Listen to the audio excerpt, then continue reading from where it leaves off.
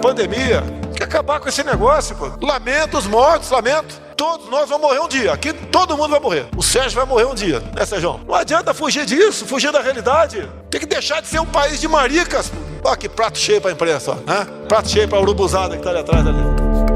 Então você está carregando um ativo inútil e do lado de lá o passivo subindo. Isso tudo é dinheiro, então criou o paraíso dos rentistas, ao que eu me referi, que é o Brasil gastando 100 bilhões de dólares todo ano só para manter o financiador da dívida sossegado. Senão há um período de combustão, um perigo de uma combustão instantânea. O Brasil pode ir para a hiperinflação muito rápido, se não rolar a dívida satisfatoriamente. Então o movimento óbvio a ser feito era justamente acelerar as privatizações, acelerar esses desinvestimentos de imóveis e derrubar a dívida.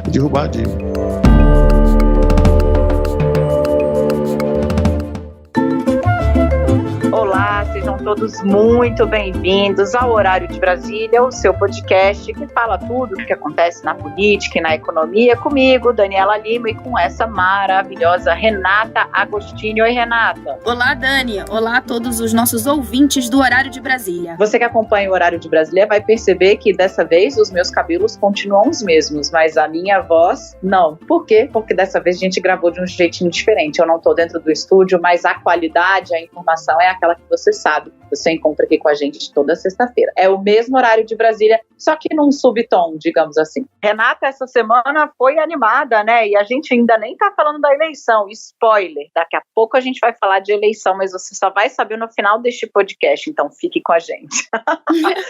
Renata do céu, cerimônia no Palácio do Planalto, o presidente Jair Bolsonaro chegou daquele jeito, era para falar sobre a retomada do turismo no Brasil. O presidente chegou enumerando os motivos pelos quais ele entende que o turismo no Brasil não vai para frente, e foi daí para pior. Teve fala com um teor homofóbico, dizendo que o Brasil, que já perdeu mais de 160 mil pessoas para a Covid-19, age contra a pandemia como um país de maricas.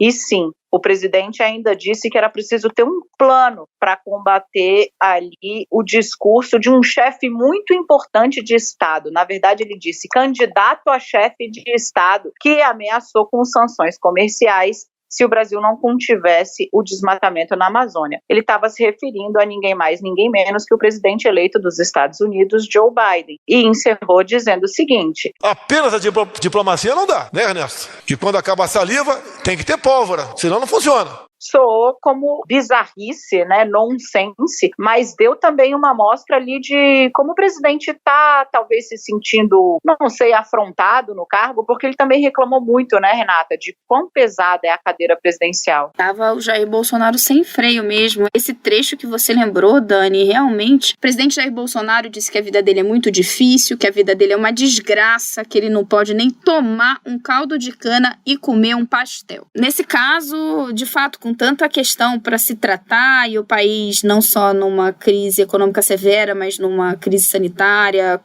num número cada vez mais alarmante de mortos, a gente ouviu o presidente da República num evento oficial no Palácio do Planalto reclamar que a vida dele realmente é muito difícil porque ele não consegue mais fazer coisas triviais. Agora, isso está longe de ser, né, a principal passagem ou a pior passagem ou a que devemos nos debruçar com mais atenção. A primeira que causou muita repercussão foi essa que Daniela destacou logo de início, né? Na falta de saliva, é a pólvora. Por quê? Primeiro porque pareceu completamente despropositado o presidente fazer aí uma alusão a uma suposta declaração de guerra aos Estados Unidos. É claro que a nossa internet trabalhou incessantemente para criar muitos memes, porque nem o brasileiro mais patriótico, né, o bolsonarista mais fervoroso, acha que isso é uma boa ideia. Mas segundo, porque o que a gente acabou vendo foi aquele roteiro já carcomido de auxiliares do presidente tentando traduzi-lo, tentando dizer que, veja bem, não é exatamente aquilo. A gente já viu isso acontecer diversas vezes. Nesse caso, além de a gente ter visto exatamente isso, né, ministros tentando dizer o que Bolsonaro talvez tenha tentado explicar, é muita dificuldade para achar alguém que concordasse ou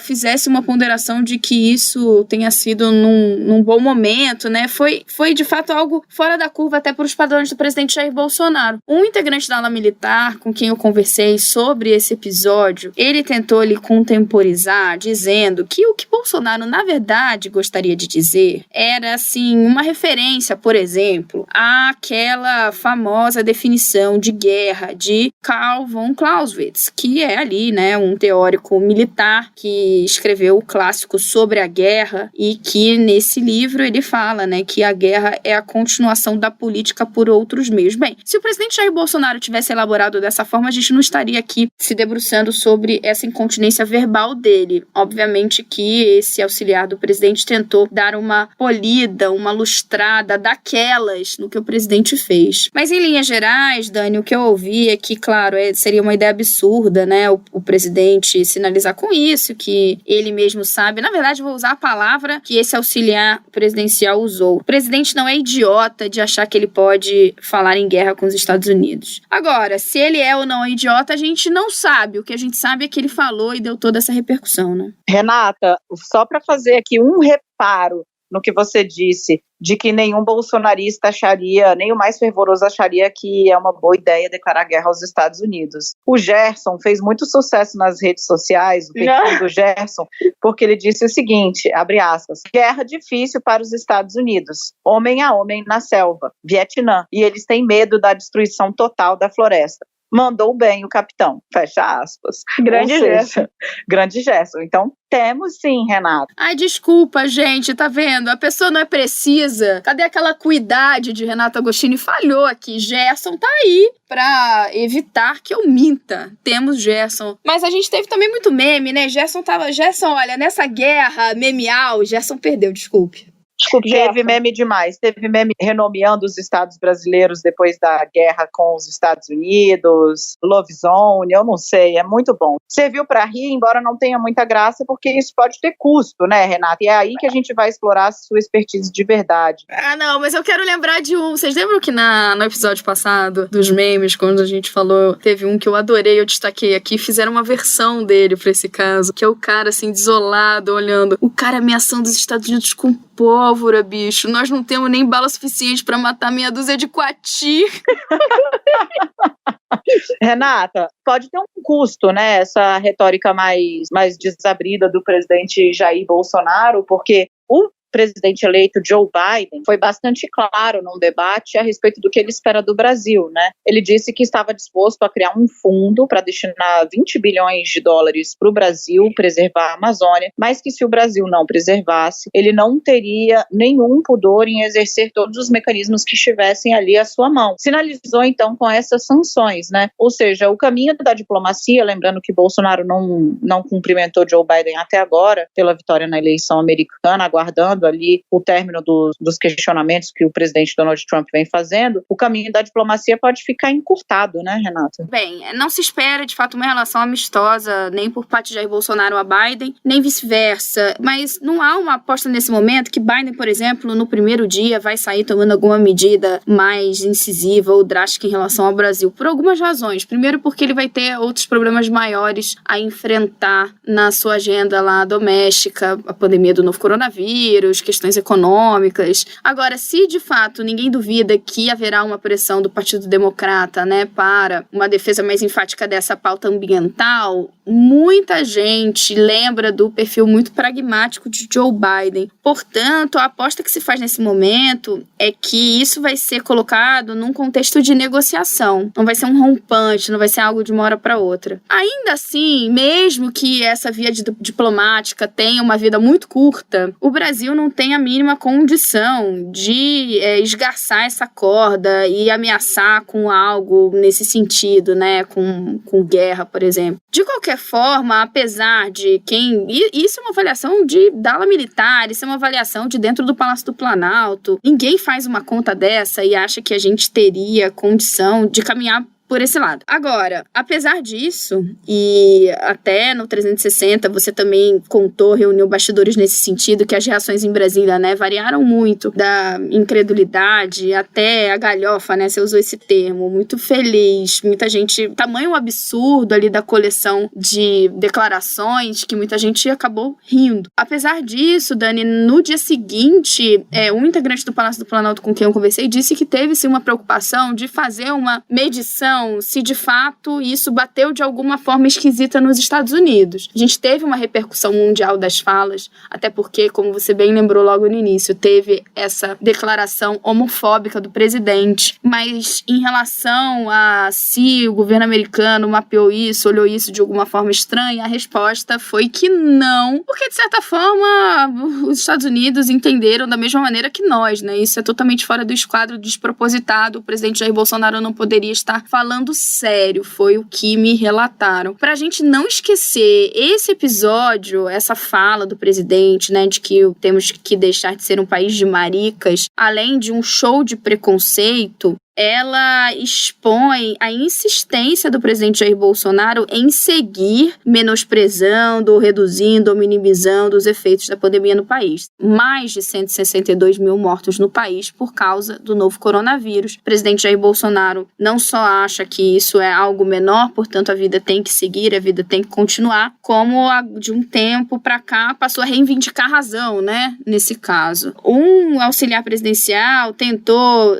jogar em uma água nessa fervura, Dani, falando que, né, olha, essa é uma expressão muito antiga, o presidente não quis, né, ser homofóbico. E aí eu vou usar Márcio Gomes, que comentando sobre isso, foi muito feliz. Não interessa se é antigo ou não, é preconceituoso e é ofensivo, né, nos dias atuais. Perfeito, Renata. Foi um dia de muito alarido em Brasília, ficou todo mundo sem entender, e aí eu vou concluir essa etapa aqui do nosso podcast com a fala de um grande aliado do presidente Jair Bolsonaro. Depois de ver o que havia acontecido, ele disse, nossa, não podemos deixá-lo um minuto sozinho. E eu falei, bom, é porque realmente está muito fora do esquadro, né? Ele disse, ele não ganha nada, porque na política você sempre tem que ganhar alguma coisa. Hoje foi um dia no qual ele não ganhou nada. Eu acho que isso resume um pouco o saldo final desse acesso verborrágico que o presidente Jair Bolsonaro teve essa semana no Palácio do Planalto.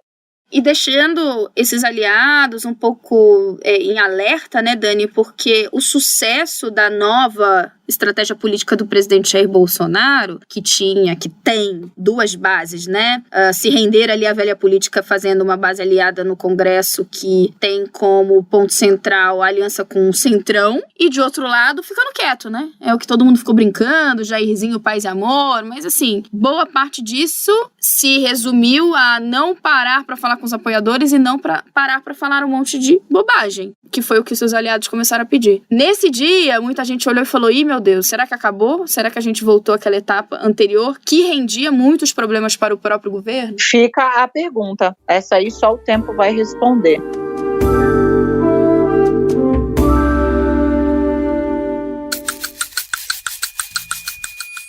Agora, Renata, uma questão que a gente não pode deixar de abordar é em que contexto essa fala ocorre. Ela ocorre no momento em que o país tem uma série de problemas práticos para resolver, e isso nos leva ao nosso segundo grande tema, digamos assim, dessa nossa edição do Horário de Brasília, que tem a ver com o dia depois de amanhã, né? 2020, a gente está vendo que foi muito sofrido, a pandemia trouxe, além das incontáveis e imensuráveis perdas humanas que a gente teve, as pessoas que morreram, as pessoas que ficaram doentes, as pessoas que sofreram nas famílias, enfim, isso não tem preço, trouxe um problema econômico real e muito palpável para o Brasil. Nesse cenário de instabilidade, porque a gente vê aí a Europa e Estados Unidos tendo já uma segunda onda da Covid-19, com inclusive decretação de medidas bastante incisivas, tem lockdown no Reino Unido para ficar em um exemplo, a gente está vendo que falta organização do governo no Congresso para resolver questões que ele teria de enfrentar, porque a base do governo está conflagrada, preocupada com a sucessão, especialmente na Câmara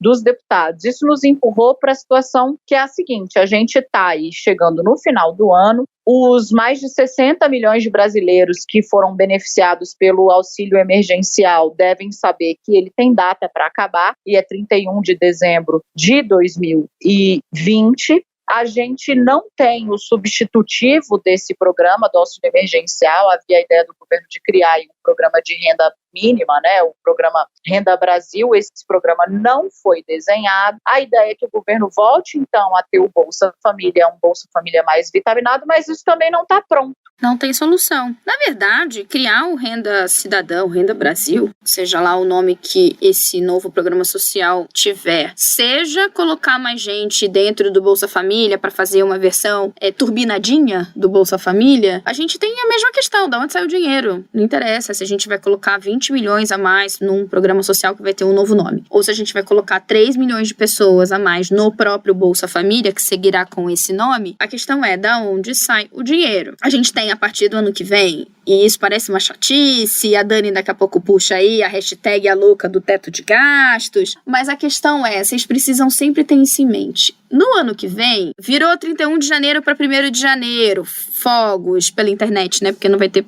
fogos de verdade. Você acordou de ressaca? Em termos de orçamento, volta como era antes da pandemia. Todas aquelas regras fiscais chatésimas, porém que foram aprovadas nos últimos anos para ver se o país conseguia conter a sua situação fiscal. Notadamente o tal do teto de gastos, que é uma regrinha que foi colocada na Constituição e que diz que o Brasil só pode gastar, só pode ter despesas, basicamente o que ele gastou no anterior, mais a inflação. E isso cria um problema para qualquer coisa que qualquer governo queira fazer, como aumentar gastos com programas sociais. E aí entra um enrosco. Para você fazer isso, que é algo altamente meritório, então as pessoas precisam de mais ajuda, tem milhões e milhões de pessoas que perderam sua renda, o governo precisa ajudar. Para isso, você precisa cortar de algum lugar. Foi isso que o governo não conseguiu resolver para criar o tal do Renda Brasil, Renda Cidadã. E é isso que ele precisa resolver se ele quiser colocar mais 10 pessoas dentro do Bolsa Família. Porque o dinheiro que tem lá reservado hoje é o dinheiro que você tinha antes, né? É o dinheiro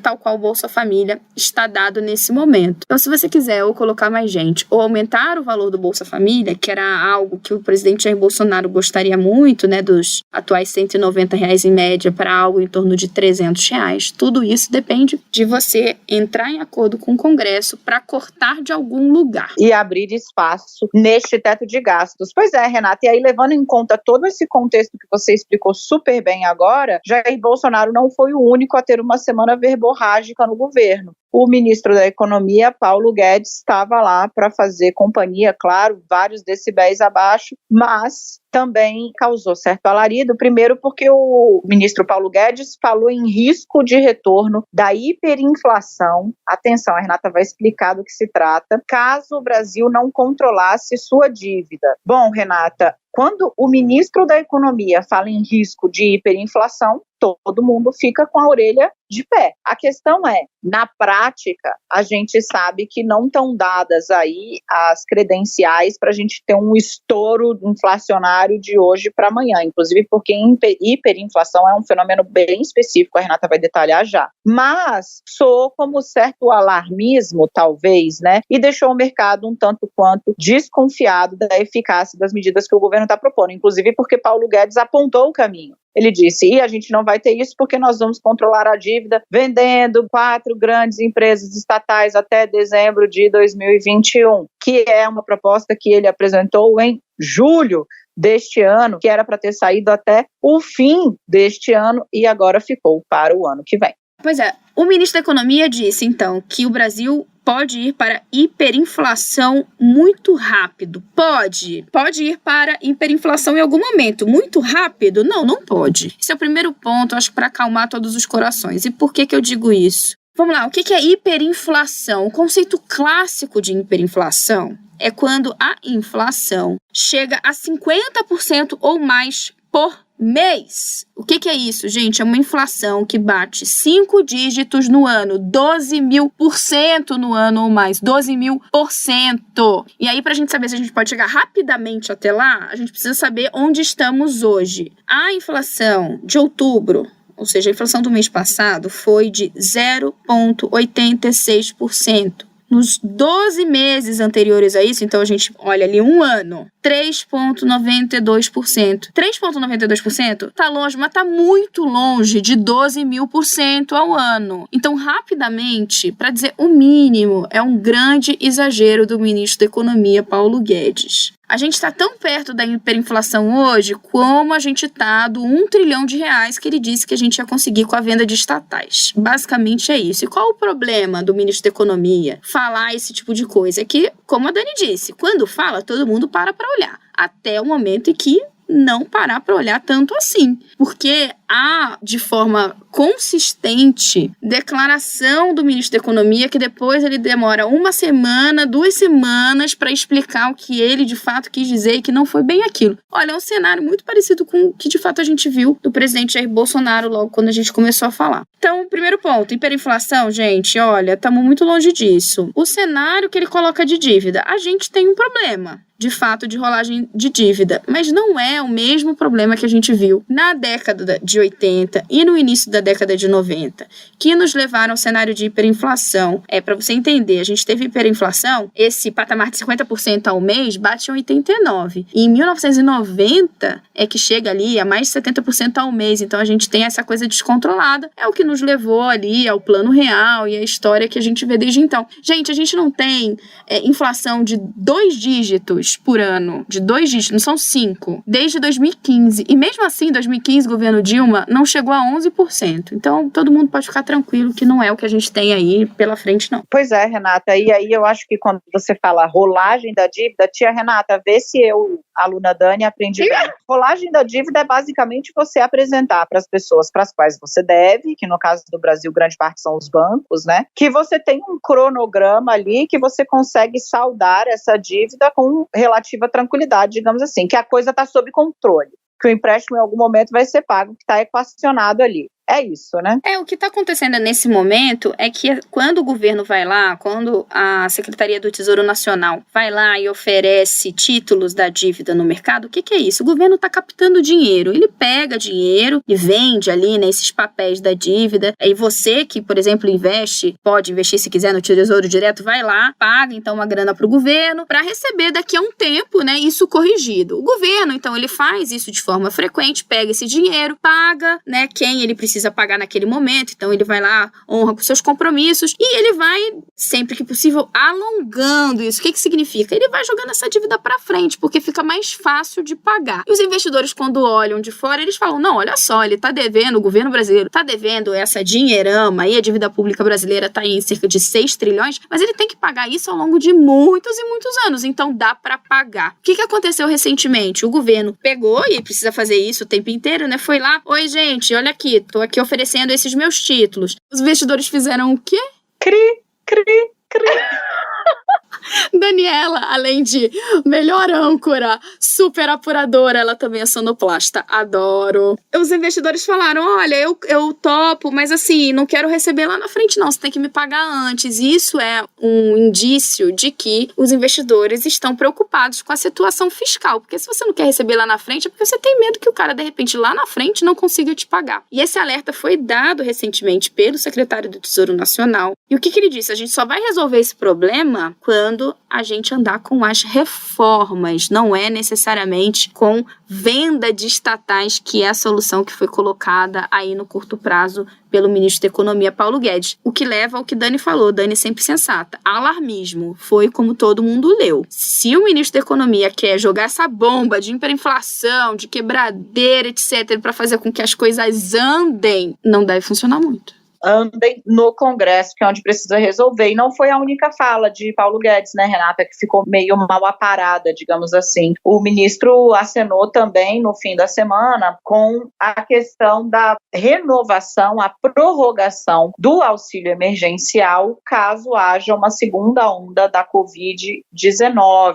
Ele disse, se tiver a segunda onda da Covid-19, a prorrogação do auxílio não é uma possibilidade, é uma certeza. Ou seja, muita gente viu nisso aí um sinal digamos assim, de que Paulo Guedes está pensando que pode ter de novo um orçamento de guerra para o ano que vem. O que é esse orçamento de guerra? Neste ano, por causa da pandemia, o Congresso deu uma autorização para o governo gastar muito dinheiro fora desses limites fiscais do teto de gastos que a Renata explicou para a gente agora. Esse é o orçamento de guerra. Muita gente viu nessa fala de Paulo Guedes um aceno de que talvez o governo conte com a possibilidade de ter um orçamento de guerra no ano que vem, o que alimenta, olha só como as coisas se fecham, o que alimenta essa desconfiança dos investidores de que a dívida brasileira pode ficar grande demais para ser controlada, porque esse ano gastou-se como nunca, né, Renata? Só o auxílio emergencial custou mais de 200 bilhões de reais até agora. Gastou-se como nunca, a gente está perto do 1 trilhão, mas não é de venda de estatais não, é de déficit público mesmo. Gastou-se como nunca, com razão. O país precisava, né? Essa foi a conclusão que se chegou no Congresso, na sociedade, na equipe econômica, todo mundo. Agora, essa autorização termina no final do ano. Paulo Guedes quer sim, Dani,